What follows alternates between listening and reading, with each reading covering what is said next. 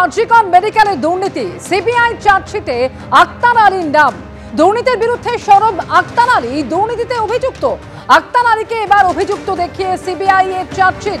আক্তার আলী শশীকান্ত চন্দ্রকের বিরুদ্ধে supplementary chargesheet দিল CBI.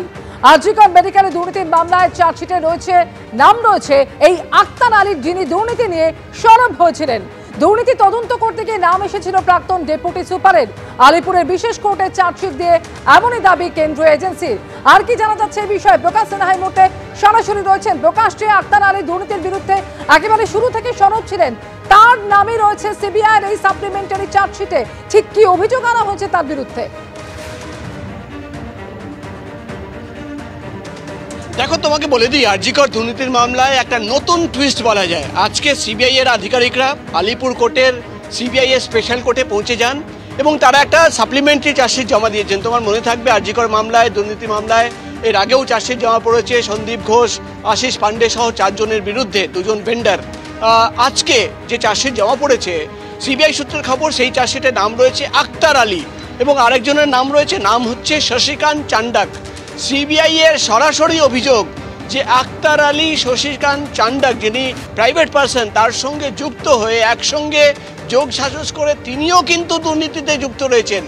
অর্থাৎ যে ব্যক্তি, তুমি জানো, আরজিকর দুর্নীতি মামলা তদন্ত শুরু হওয়ার আগে থেকে বারবার আক্তার আলীর নাম সামনে আসে, সামনে আসে সেই আক্তার আলী, যিনি কোর্টে গিয়ে সরব হয়েছিলেন, দুর্নীতির বিরুদ্ধে বারবার মুখ খুলেছেন এবং আরজিকরে যে দুর্নীতি হচ্ছে এক ধরনের তিনি সরব হয়েছিলেন বারবার, কিন্তু তিনি প্রকাশ্যে সেই অভিযোগ এনেছেন। সেই আক্তার আলী, যিনি দুর্নীতি নিয়ে কথা বলতেন, অভিযোগ আনতেন, যিনি কিন্তু সরব হয়েছিলেন, তাকেই কিন্তু আজকে অভিযুক্ত হিসেবে দেখিয়ে চার্জশিট জমা পড়লো। চার্জশিটে রয়েছে, যেটা সিবিআই সূত্র মারফত এখন পর্যন্ত আমরা জানতে পারছি, যে আরজিকর দুর্নীতির মামলার তদন্ত করতে গিয়ে একদিকে যেমন সন্দীপ ঘোষ, আশিস পান্ডেদের নাম সামনে আসছে, অন্যদিকে আক্তার আলীর নাম সামনে আসছে। আক্তার আলীর বিরুদ্ধেও কিন্তু তথ্য পাওয়া গেছে, এমনই দাবি করছেন সিবিআই এর গোয়েন্দারা।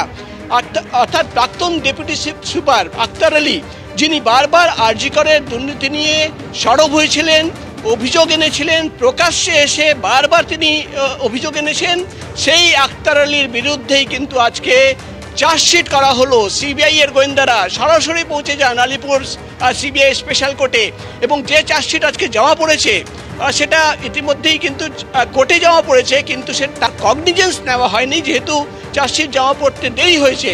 সেই কগনিজেন্স নেওয়া হবে।